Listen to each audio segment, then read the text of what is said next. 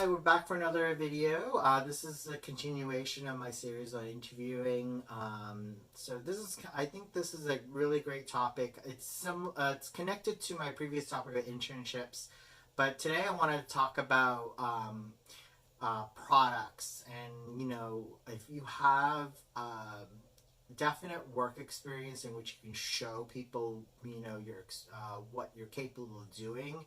Um, it is good to bring those into interviews because a lot of times for a supervisor, you're trying to hire people kind of sight unseen, and even though people will put in a resume kind of what they can do, it's very hard to be able to trust people kind of what they're actually saying. So in most jobs, I can say if you have something to show your experience or your capabilities, bring that with you. And something that for most jobs, what they're going to ask you to do is to bring a writing sample, if possible, a writing sample that's either professional or academic.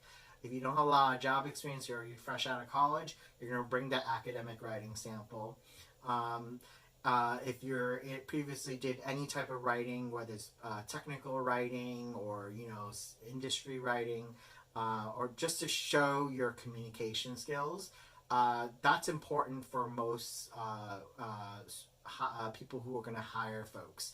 They want to see how does this person write, and a lot of it, yes, it's about grammar, whether or not you can properly write an email, but also if you know how to, for example, catch obvious grammar mistakes.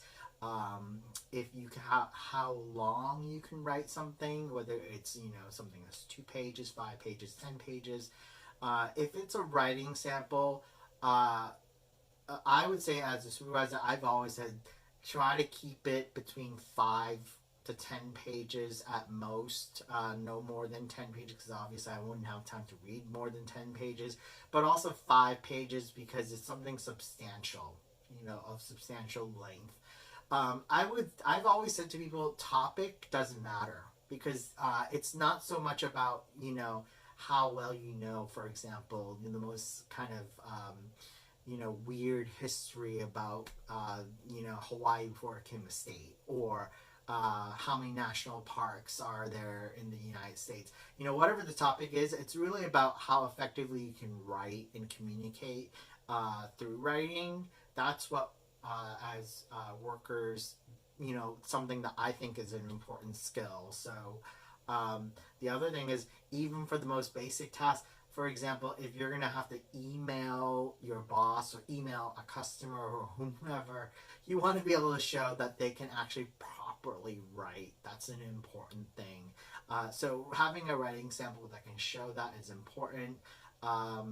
Sometimes, most of the time I don't ask for something that's graded, definitely not, but it's something that you put some thought into why you want to show that. There are other types of products that folks can also show beyond a writing sample. It could be, examples of projects. If you're applying for a type of trades position, you may be showing pictures of things that you've created, things that you've worked on. Pictures are absolutely fine, for you to bring in and show people that it's something visual that helps you in the job interviewing process for a supervisor who's like, well, can I trust this person? They know what they're going to do.